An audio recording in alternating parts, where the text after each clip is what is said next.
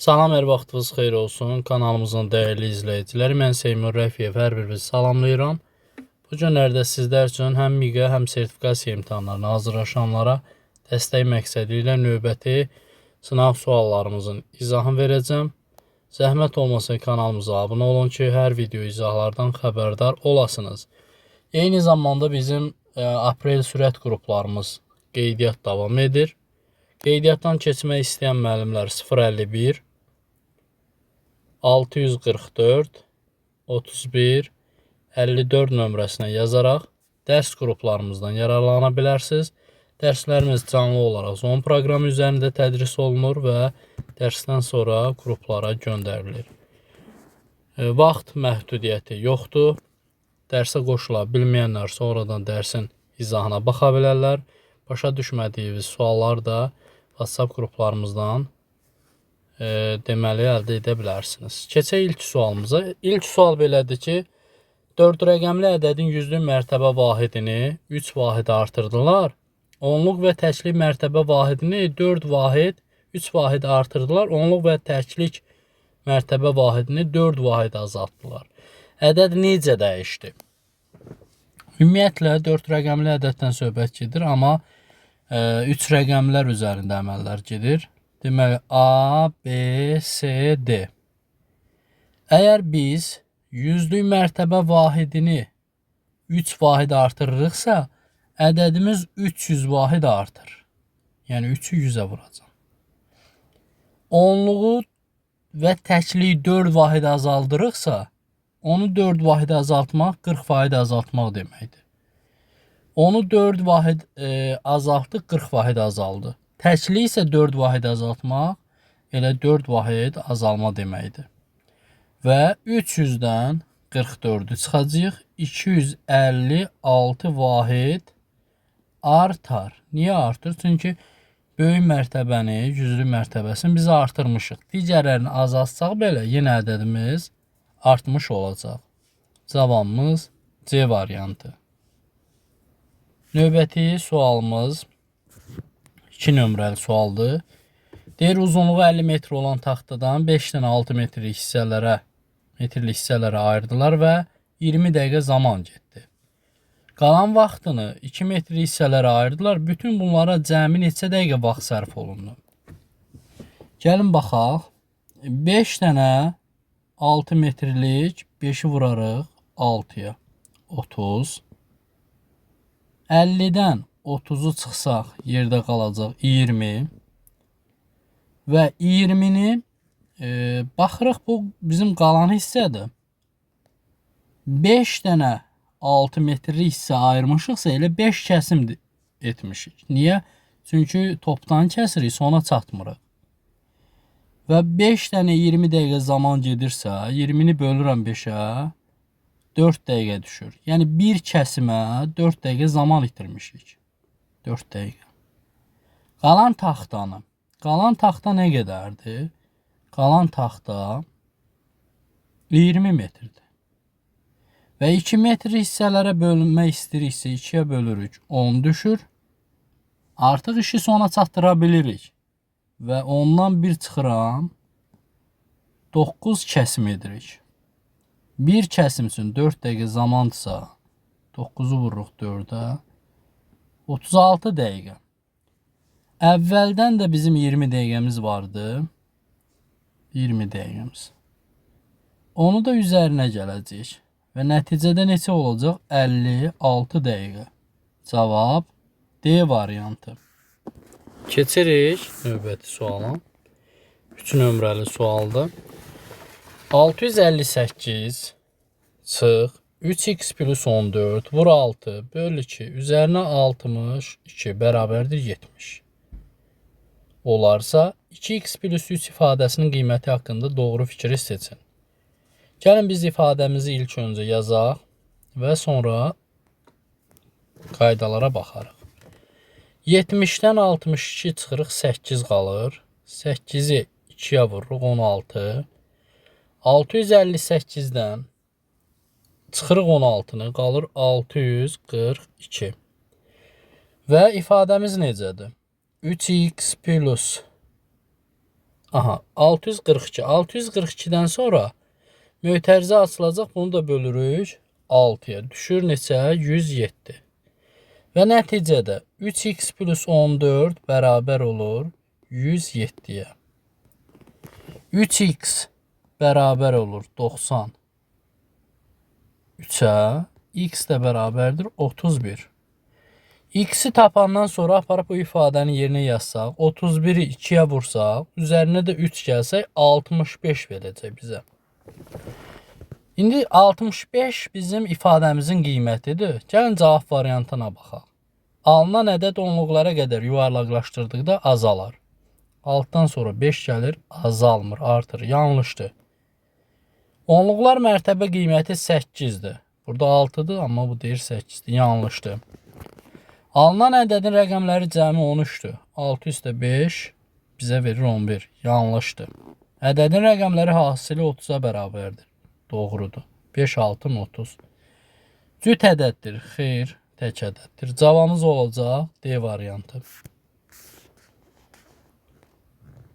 Növbəti sualımız 4 nömrəlidir. Raufun 4 il əvvəlki yaşı Günayın 2 il sonraki yaşından 3 dəfə çoxdur. İndi onların yaşları cəmi 58 olarsa, Raufun indiki yaşın rəqəmləri cəmini tapın. Rauf, bir də Günay. Gəlin biz Günaya x deyək, Raufa 3x deyək. Amma bu şərt 4 il əvvəlki şərt olsun. İndiki yaşa gələndə 4 il əvvəl Raufun yaşı 3x-idirsə, üzərinə 4 gəlirəm. Günayın 2 il sonraki yaşına x demişdim. Və 2 çıxıram. İndiki yaşa gəlmək üçün 2 çıxacam. Bu halda cəm nəyə bərabərdir? 58'ə bərabərdir. Olacaq 3x plus 4 üzərinə x minus 2 bərabərdir 58'ə. 4x bərabərdir. 4x bərabər oldu. 58'də 2 60, 60'dan 4 çıxanda 56. X də bərabərdir 14. Aparıb Raufun indiki yaşına yazsaq, 14'ü vuraram 3'ə, üzərinə də 4 gələrəm. Bizə neçə verəcək? 42, o da 4, 46. Və Raufun indiki yaşın rəqəmləri cəmi 10'a bərabər olacaq. Bizdən də elə bunu istəyirdi. Cavabımız B variantı. Növbəti sualımız 5 nömrəli sualdır. Deyir, bir boru hovuzu 18 dəqiqə doldurur. Əgər borudan dəqiqədə 4 litr çox su axarsa, hovuz 15 dəqiqə dolar. Buna görə hovuzun su tutumunu hesablayın. Biz borudan axan suyun dəqiqədə bilmədiyimizə görə x litr götürək. 18 dəqiqə dolursa, 18'i vurarıq x-a. Bərabər olar nəyə? Çünki eyni hovuzdan söhbət gedir. Və əgər dəqiqədə 4 litr çox axsa, yəni x plus 4 litr axsa, 15 dəqiqəyə nə olacaq? Dolmuş olacaq. 15'ə vurarıq. Olacaq 18 x bərabərdir 15x plus 60. 18x-dən 15x çıxanda 3x bərabərdir 60. X də bərabərdir 20. Tapdığımız 20'ni aparıb təlimimizin istədiyi yerində yaza bilərik. 20'ni vurarıq 18'ə. Bizə verəcək neçə? 360 litr. Hovuzun su tutumu 360 litrdir. Növbəti sual 6 nömrəli sualdır. A və B məntəqələri arasında məsafə 560 kilometrdir. Saat 9:00-da sürəti saatda 85 olan avtomobil A'dan B'yə yola düşdü. Saat 11'də B'dən A'ya doğru sürəti 45 kilometr olan digər motosikletçi yola düşdü. Avtomobil və motosikletçi saat neçədə görüşəcəklər? Gəlin baxaq. A'dan B'yə məsafə var. 560'dır. Amma bildiyimiz nədir? 9'dan 11'ə qədər zaman 2 saatdır. 85 ilə gedən 2 saat yolda olub. 85'i vururam 2'yə. Bizə verir 170. Sonra məsafə nə qədər? 560 çıxaq 170'i. Arada qalır 390. Və bu hissədən qarşı-qarşıya hərəkətdə olublar avtomobillər. Biri buradan gedir, biri də motosikletçi belə gəlir. Sürətlər toplanılacaq 85 plus 45. Nəticədə 130 verir bizə. Və məsafəmiz qalan məsafə 390-ı 130-a bölürəm. Düşür 3 saat. 11:00-da hərəkətdə olmuşdular. Üzərinə 3 saat gəlsək olacaq 14:00. Cavabımız olacaq C variantı. Növbəti sual 7 nömrəli sualdır. Deyir soyuducunu 1190 manata satılarsa 15% zərər edər. 1750 manata satılarsa neçə faiz gəlir əldə edilər? Deməli 15% zərərlə satıbsa, demək əvvəl bizim faizimiz 100-dür. Ondan 15-in çıxsaq, yerdə qalıb 85%. 85%də satılıb 1190-a. Bəs 1700 manatda, 1750 manatda neçə faizlə satılar? X faizinə. X də bərabərdir 1750-ni vuracam 85-ə, böləcəm 1190-a. X də bərabərdir 125% verir. Amma biz əvvəl faizimizi 100 demişik. 125-dən də 100-ü çıxacam, qalacaq 25%. Deməli 25% gəlir əldə etmək olar. Növbəti sual 8 nömrəli sualdır. Deyir sahəsi 36 cm² olan 4 ədəd kvadratı yan-yana yerləşirsə alınan düzbucağının perimetrini tapın. Əgər sahə 36-dırsa, 36-dan kök çıxır 4. Kvadratları yan-yana qoysaq 1, 2, 3, 4 dənə. Bir düz xətt üzərində olmalıdır.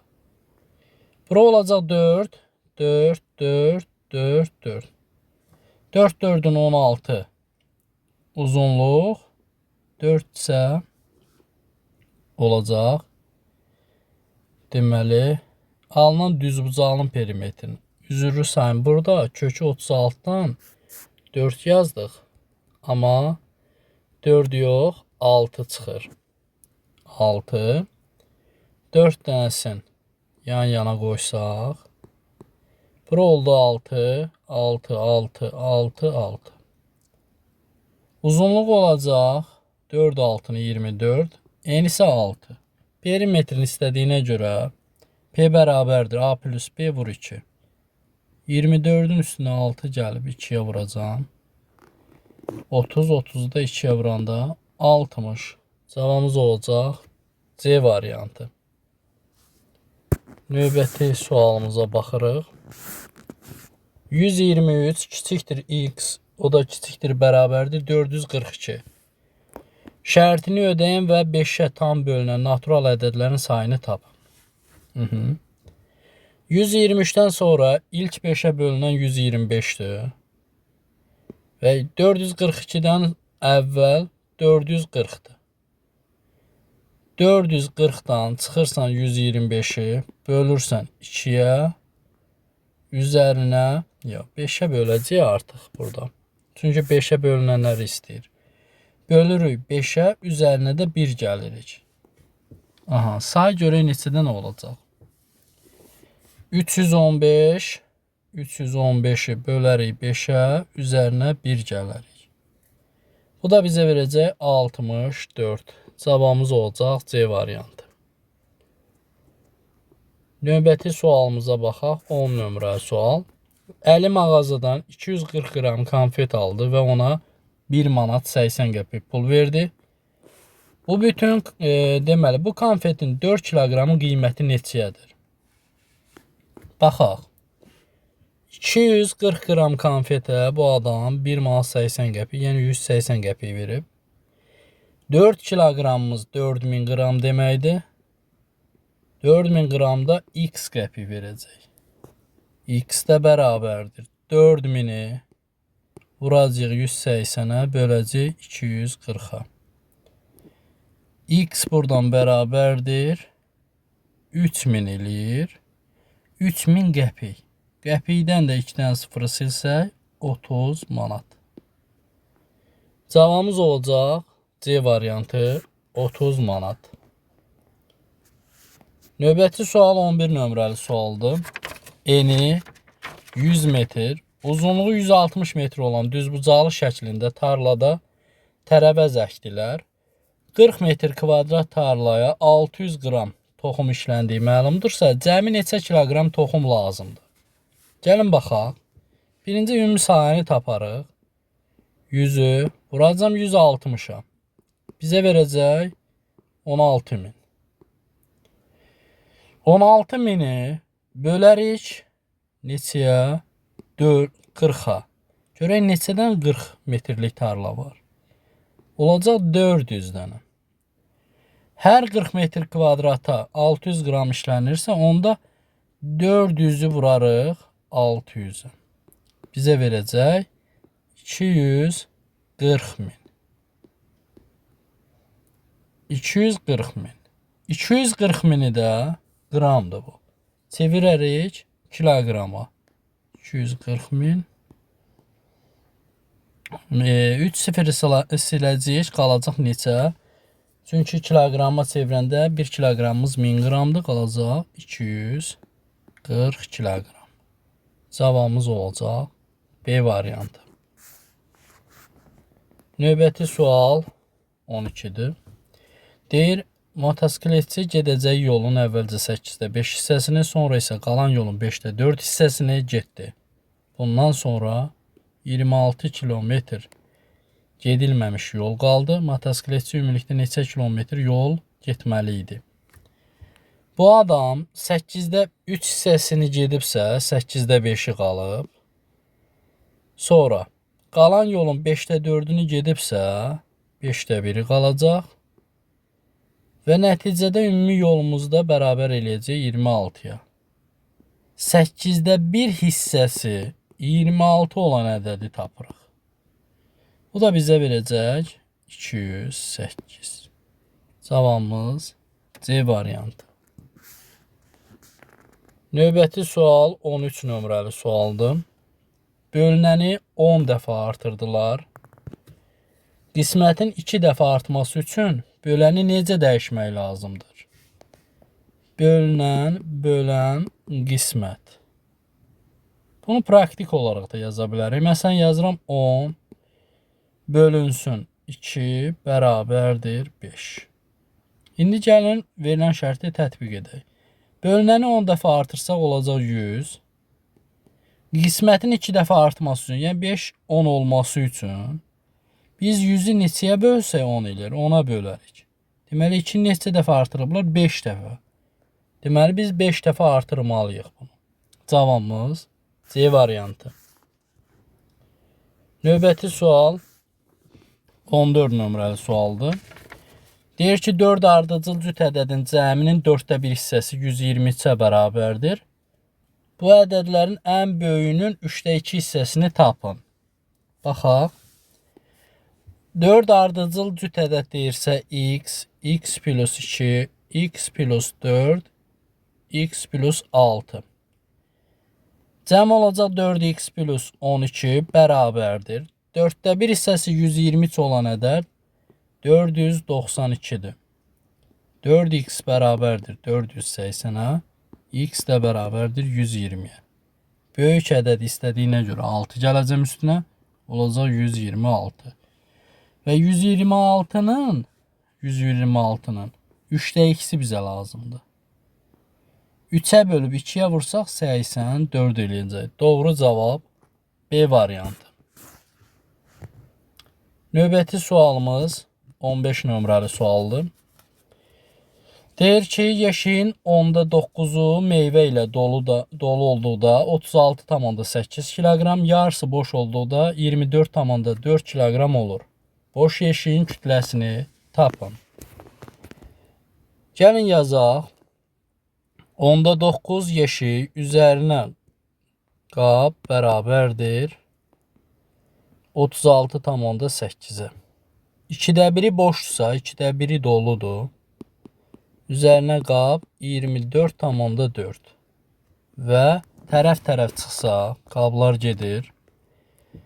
10-da 9-dan çıxıram 2-də 1-i, bərabər edirəm 36,8 çıxılsın.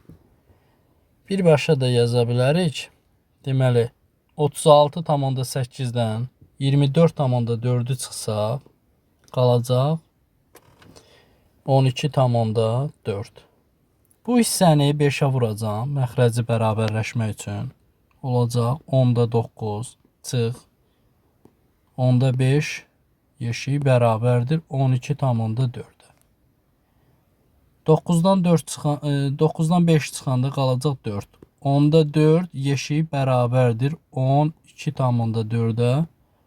Yeşik də bərabərdir 31 kiloqrama. Çünki 10'a vurub 4'ə böldük. Bu zaman 31'i tapandan sonra aparıb tənliyimizin yerində yaza bilərik. Da artıq məlumdur 31. 31'in 10'da 9'unu tapıram. Bizə verir 10'a bölüb 9'a vursaq 27,9. Və 36,8'dən 27,9'u çıxırıq. Nəticədə qalır 8,9. Bu isə olur boş yeşiyin kütləsi. Növbəti sual 16 nömrəlidir. Deyir, həcmi 64 cm kub olan kubun bir üzünün perimetrini tapın. Biz ümumiyyətlə bilirik ki, kubun həcmi necə tapılır? V bərabərdir A kub. 64'dən də çıxır kub nə? Deməli, 64'ü hansı ədədin kubudur? 4 ədədini. Kvadratın da, kubun da tərəfləri kvadrat olduğuna görə perimetr P bərabərdir 4A düsturu ilə hesablayacağıq. Tərəf 4-dürsə, 4'ü də 4'ə vursaq 16. Cavab B variantı. Növbəti sual 17 nömrəli sualdır. Deyir A böl 7 bərabərdir B böl 13 bərabərdir C böl 5 olarsa AB və C natural ədədlərinin azalan sırayla yazılışı aşağıdakılardan hansıdır? Bölmə əməlində azalan sıra dediyinə görə böyük olan böyükdür, kiçik olan kiçikdir. İlk olacaq B. B böyükdür A'dan. A da böyükdür C'dən. B, A, C. Cavabımız olur D variantı. Əgər vurma əməli desəydi, böyük olan kiçik olacaqdı, kiçik olan böyük olacaqdı. Növbəti sual 18 nömrəli sualdır. 4'də 1 saat üzərinə 6'da 5 dəqiqə üzərinə 190 saniyə bərabərdir neçə saniyədir? 1 saatımız 60 dəqiqədir. 60'ın 4'də 1'i 15 dəqiqədir. 15'i də 60'a vursaq, saniyəyə çevirməkdən ötürü 900 saniyə eləyir.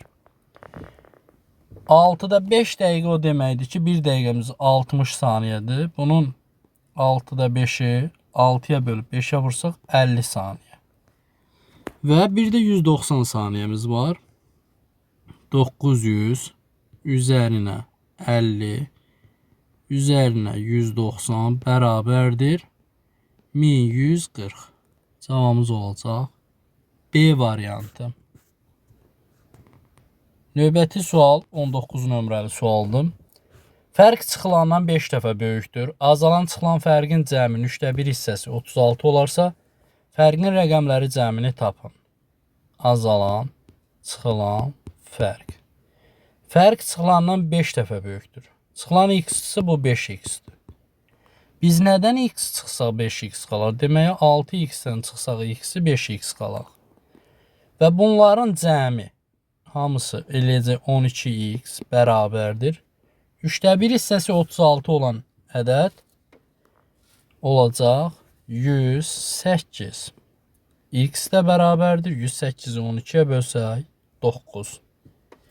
Bizə deyir ki, fərqin rəqəmləri. Fərqə 5x deməmişdik. 5'i vuracam 9'a 45. 4 ilə də 5'in cəmi bizə verəcək 9. Cavabımız olacaq D variantı. Növbəti sualımız 20 nömrəli sualdır. Perimetri 60 cm olan düzbucaqlıdan sahəsi 36 cm kvadrat olan kvadrat kəsib götürürlər. Qalan yeni düzbucaqlının sahəsini tapın. Gəlin baxaq. Bir düzbucaqlı çəkirəm. Bu hissədən kəsib götürürsə 36-nı. Demək tərəfi 6-dır. Burada 6-dır. O zaman bura x olar. Uzunluq x plus 6'dır. En isə 6'dır. Bunun perimetri 2'yə vurublar 60 olub. X plus 12 bərabərdir 30'a. X də bərabərdir 18'ə. Düzbucağını çəkirəm. Həmin o x dediyimiz 18'dir. En isə məlumdur 6'dır. Kvadrat kəssələr də bu tərəf dəyişmir. 6. Bizə deyir ki, sahəni tap. S bərabərdir A vur B. O da bərabərdir 18'i vuracağım 6'ya. Verəcək neçə? 108. Cavabımız olacaq C variantı. 108 cm kvadrat. Suallarımız bu qədər. Sağ olun, salamat qalın. Video izahları müəllim yoldaşlarınızla paylaşmağı unutmayın. Sağ olun.